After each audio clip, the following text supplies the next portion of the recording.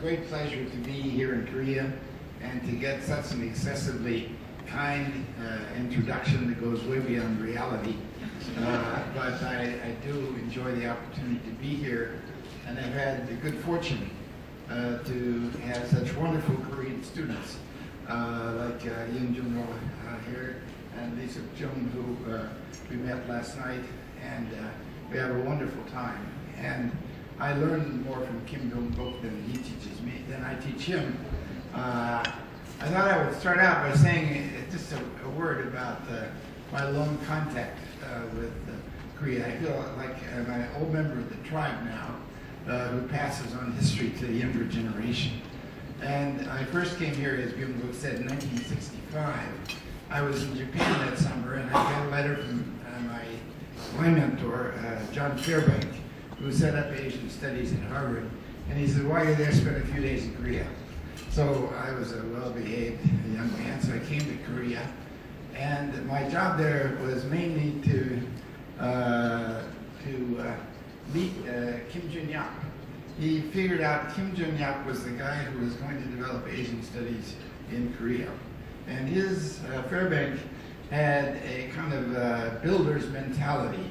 He wanted to build up Asian Studies in Harvard, and the way to do that was to have good contact with key people in different countries.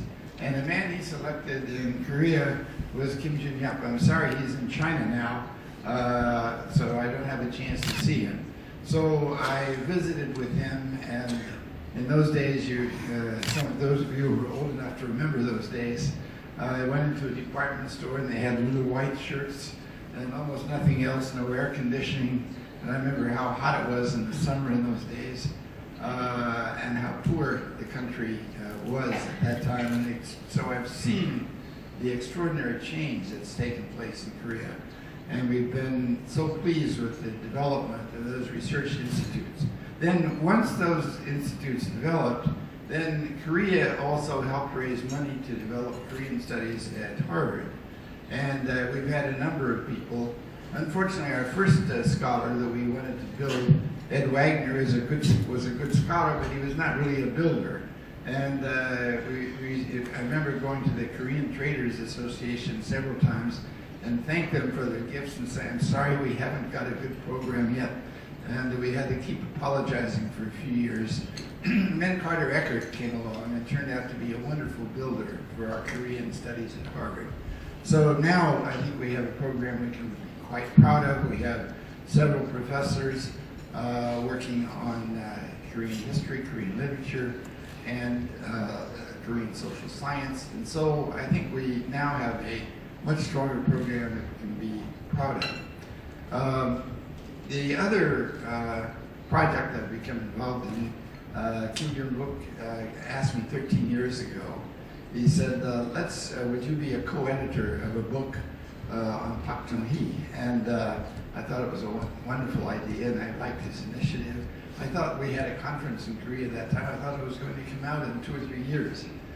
This year, 13 years later, the book has finally come out. And that's why we are here. That's why I came to Korea this time. This evening we'll celebrate a book launching of a book on Park Chung-hee.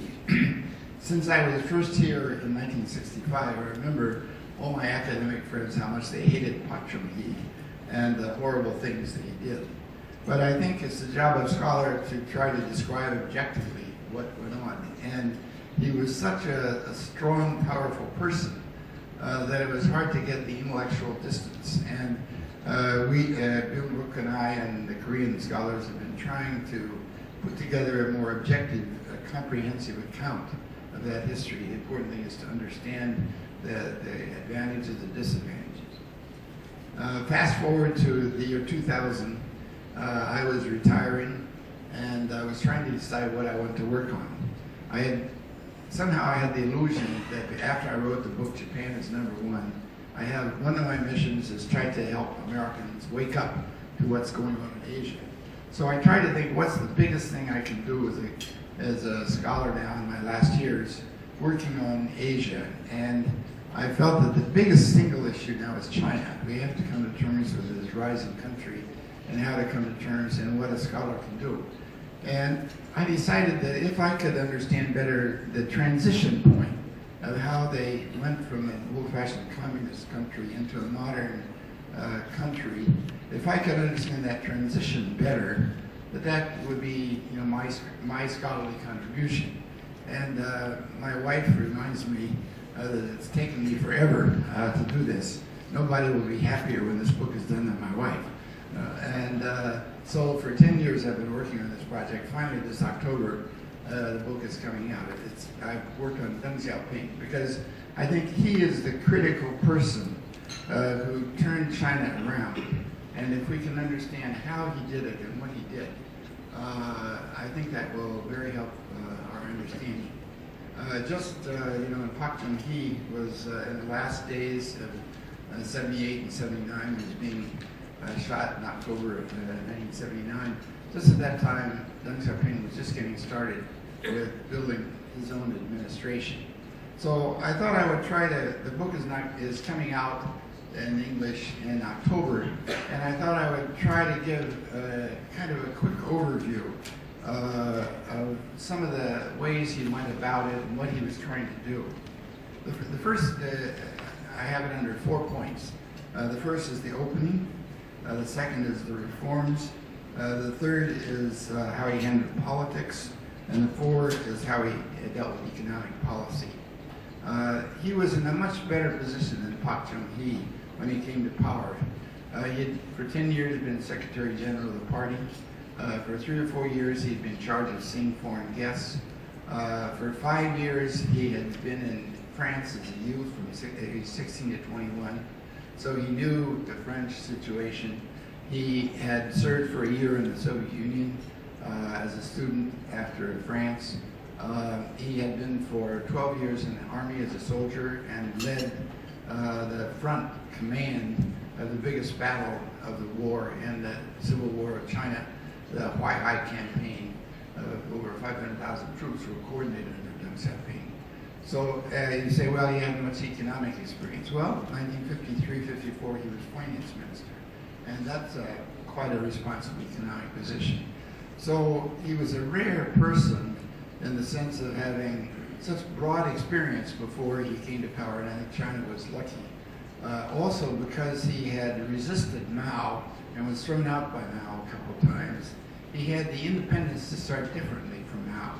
He came to power not as Mao's person, but as somebody who was a successor. Mao chose Hua Guofeng, and so Deng could come to power as separate and develop his own independent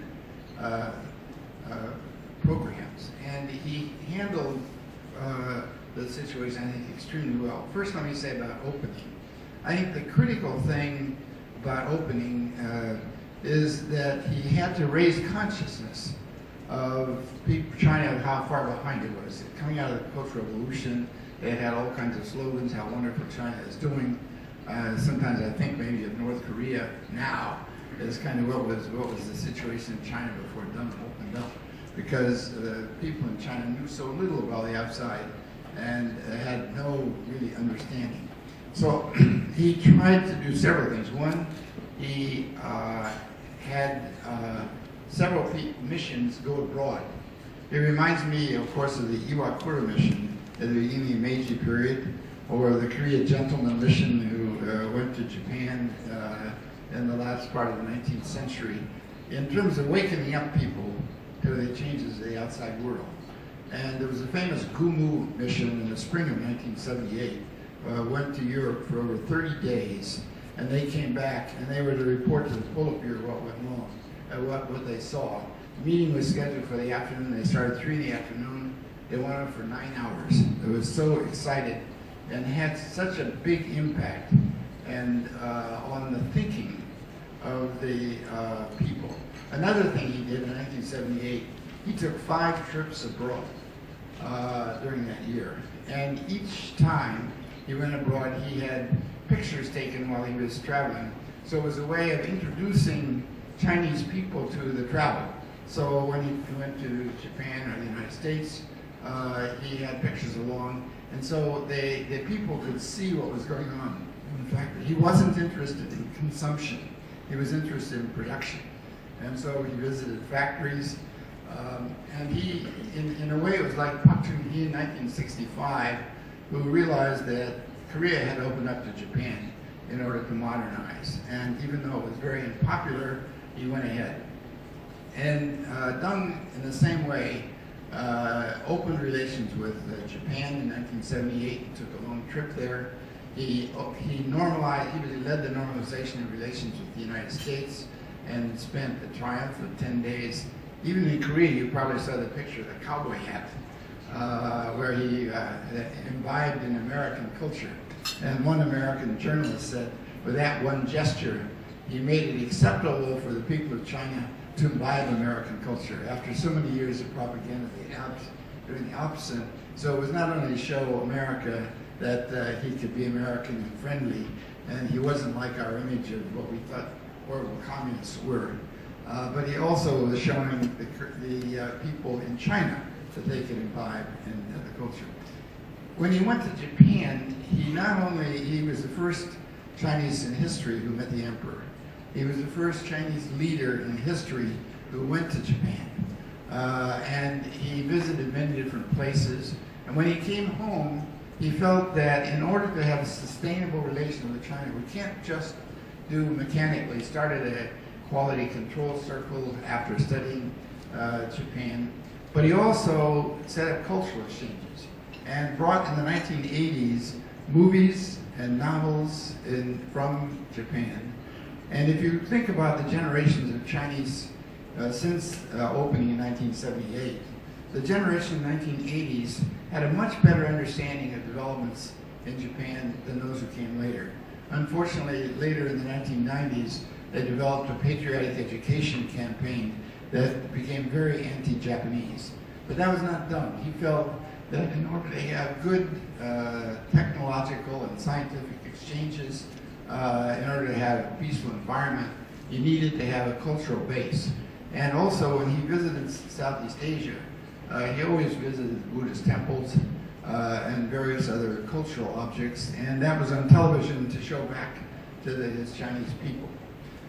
In those 5 visits abroad in 1978 when he was opening the country, one was to Japan, one was to the United States, actually it was beginning of 79, he went to the United States. One was to Southeast Asia, Malaysia, Thailand, Singapore. One was to Nepal and Burma. And one, of course, was to North Korea to see his friend Kim Il-sung. And he went to Kim Il-sung to visit for the 30th anniversary of the establishment of the North Korean government. And I think the reason he went to North Korea was to warn them that he was opening up relations with Japan and the United States. I think he was, this is my interpretation, some of you may know much better than I do, but as I looked at his visit and the purpose, I think what he was trying to do was keep them closer to him than to Russia. He was afraid they were going to go to Russia. And that if they found out later that he had been to the United States and Japan without stopping in North Korea, I think he felt they would have been very upset. So he picked a good time, the 30th anniversary, and he was the highest foreign level person there, so he gave honor to Kim Il-sung by taking part in all the ceremonies of the 30th anniversary. But I think it was also a way of warning him that we were going to make these changes. And he tried to explain when he went to North Korea, we are so poor, we are so behind, we need modern technology. We have to get help from the outside. We can't get any help from the Russians anymore, and we need help. And I think Kim Il-sung probably would understand that. So he managed to keep, I think, a relationship at that time with North Korea in order, but inform him about the new opening outside. A second thing, besides opening, we reform. In Chinese we say, 改革开放, which means reform and opening. That was the name that Deng gave in a way to his era in his opening beginning in December 1978, what we call the third plenum of the 11th Party Congress. And in the reform, it was quite a different situation than in Korea, because in Korea, I think Pak Chung-hee had to build the organizations. He had to build the Jaipol. He didn't have a situation. In China, the situation was you had big socialist organizations, you had large state factories, you had collectivized countryside, you had a rigid socialist system, and the challenge was to try to get that system to work better. And so he tried to find ways to introduce and open up the system. He didn't always have a clear plan of where he was going, but in essence what he did was to keep the planning system, but to allow the new growth to operate outside the planning system. So you had a transitional period where you had an organization that was maintaining the planning, but all the new growth period was you allowed town and village enterprises and allowed individual enterprises, called household enterprises, there was still socialist ideology left over, so he didn't want to use capitalism and words like that. But he was, in a sense, allowing more movement. He allowed agricultural reform, at the same time keeping up the old system so the country could have the beginning of the economy and continue and allow a lot of outside development. The third area in politics, he had a very different pace than Pak Chun-hee. Pak Chun-hee, of course, came with the military, and the officials that Pak led were people who had worked with him in the military, and then they had to learn these civilian responsibilities. In China, for Deng's point of view, fortunately, that had taken place in 1949. Because after 1949, the early 1950s, when China was setting up its government, its political structure, they took many people who had served in the military and gave them civilian jobs. So in the 1950s, you had a lot of people. The mayor of Shanghai, Chen Yi, who became foreign minister, had been head of the Third Field Army. Deng Xiaoping himself was, of course, a soldier for 12 years and became a civilian official. But by the time he came to power in 1978, these people already had almost 30 years of experience as civilians. So he didn't have the difficult problem that Pak had working with military who had no civilian experience. He already had very senior experienced officials. Many of them had been pushed out during the Cultural Revolution when Mao let the young revolutionaries come in. But Deng brought them back, brought these senior people back who could provide the leadership. And then he immediately set up a meritocratic system of trying to select people on their ability. Until that time, it was very much on class lines, and Mao kept promoting the class struggle. And it was important to be read and from the proletarian worker peasant class. And Deng in 1977 revived entrance examinations.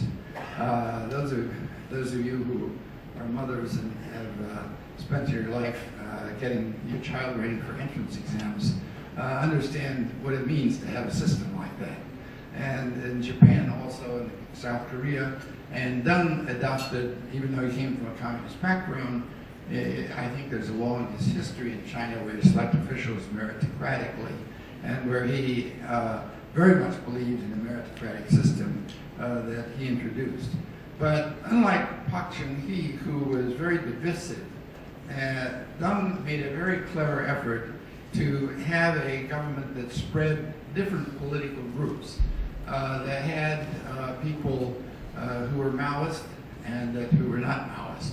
He tried to include intellectuals. It was a very fine line. He told the intellectuals, look, you can't denounce the Communist Party, you can't denounce Maoism, Marxism, Leninism, but as long as you operate within that bottom line, then we'll give you a lot of freedom to have a lot of discussions, a lot of ideas. And so those people had that kind of freedom. I think he spent many years before he came to power thinking how to handle Mao. It happened in 1956. He was in Moscow at the time of the 20th Party Congress when Khrushchev denounced Stalin.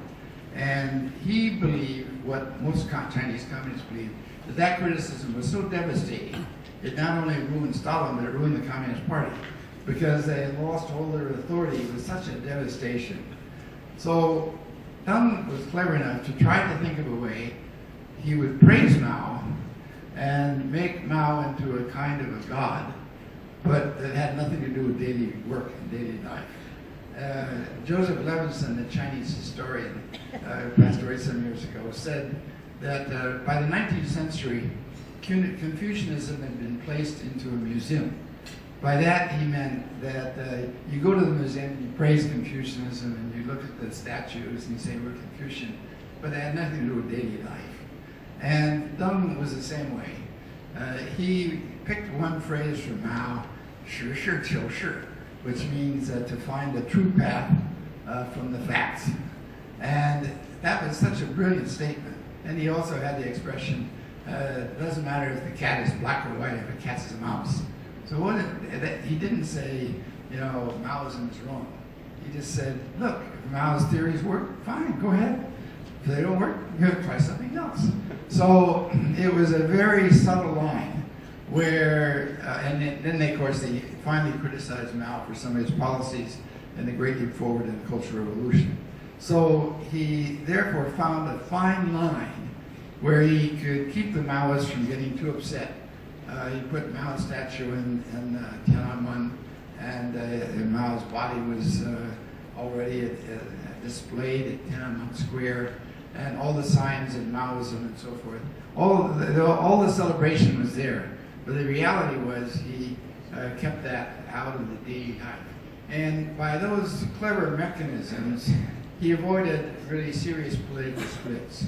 I mean, he had a terrible time after the Cultural Revolution because the Cultural Revolution, people were killing each other and denouncing each other, ruining careers, ruining families, and a lot of people wanted to get back at the people who had shouted and killed them and killed their parents and ruined their reputation. There was a lot of old-fashioned civil war almost.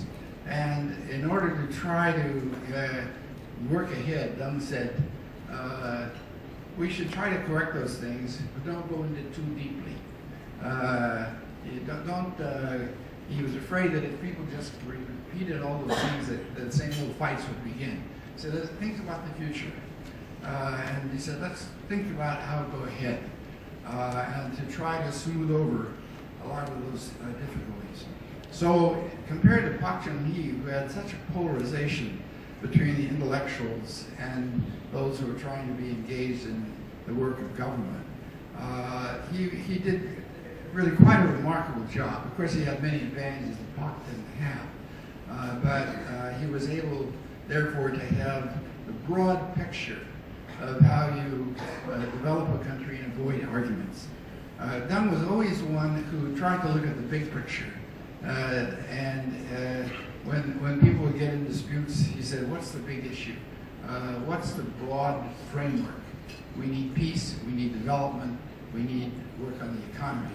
He even had the courage to tell the military, hold back on expenses. He actually cut the percentage of budget going to the military in order to fund the civilian projects that he wanted to fund. Finally, I can go on and on, but the fourth point I want to talk about is conservative economic policy.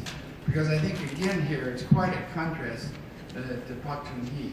In the later days of Pak Chung-hee, as I learned from Yoon Guk and others, the country had a terrible liquidity problem. And they were just borrowing way too much money. Although I think it isn't awfully advertised as people write about China. In 1978, when Deng first took power, they had a policy, the readjustment policy. And Deng, in general, was one who wanted to barge ahead. And so you can't give him complete credit for being somewhat conservative. There was another man, Chen Yun, who was a more conservative fiscal person. As in many countries in East Asia, you had a split between the finance ministry types who were worried about trying to keep the budget. And of course, in a country like China, we had economic planning, of trying to keep the economic plan balanced and ordered. You had those people on one side, and then you had the industrialists, the builders on the other, who wanted to barge ahead. My understanding is you had that same situation in Korea, you certainly had it in Taiwan, in Japan, and in China too. And Deng's own personal instincts were to barge ahead. But he was smart enough to listen to Chen Yun in December 1978 and say, we got to go slow. We got to cut back on borrowing too much from the foreign countries. We have to have a base before we do it. We don't want to get too much in debt.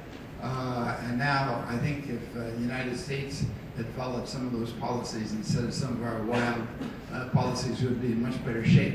At that time, some people criticized that policy. It's going too slow, we've waited so long, let's barge ahead.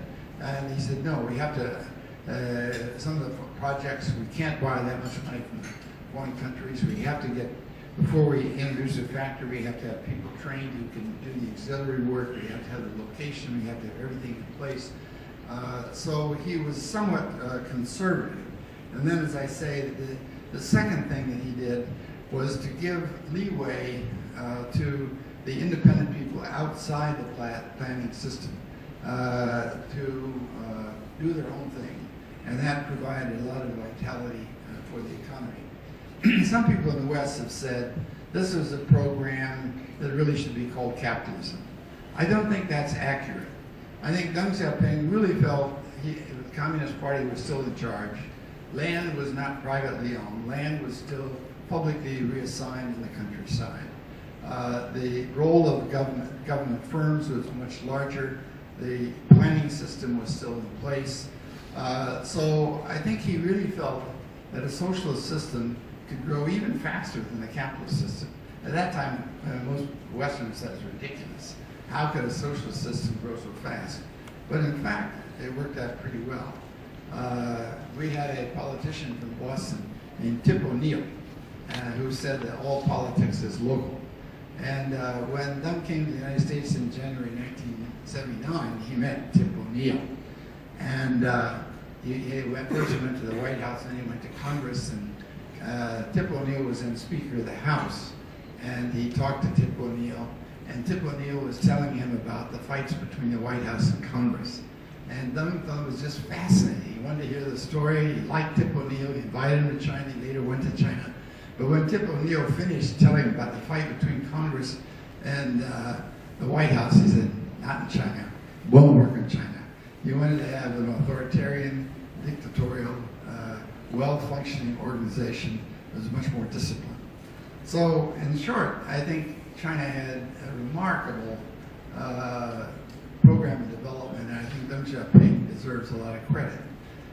There were, of course, problems that developed, and Tiananmen, he was the guy who ordered the crackdown in Beijing when he felt the country was in danger of falling apart, as it did in Eastern Europe and the Soviet Union at that time. He was the one who did that.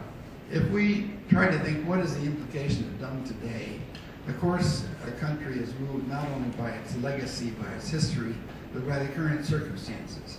And China is now a much stronger country than it was in the days of Deng, and we can expect the country to behave somewhat differently.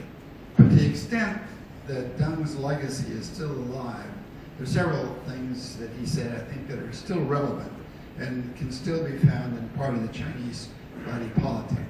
One of those is that we should hide our strengths and try to accomplish something. The Chinese expression, 韬光养威, which means exactly that, to try to hide your, don't try to show off, just get something done. And now people in China say, well, we did that too long, but now we should take a stronger position. If Deng were still alive, I'm convinced that he would say, look, we need the cooperation of the world. The big situation is we need to have a peaceful environment in order that our country can continue to develop. That's the big thing. And those quarrels, we should keep them under control. He also said China should never try to become a hegemon. He said if we ever try to become a hegemon, other countries should denounce us and overthrow us. So I think he really meant that. That was in his speech to the United Nations in 1974. So I think to the extent that there is that legacy that's part of China, it's a healthy legacy and one we can continue to work with. Thank you very much.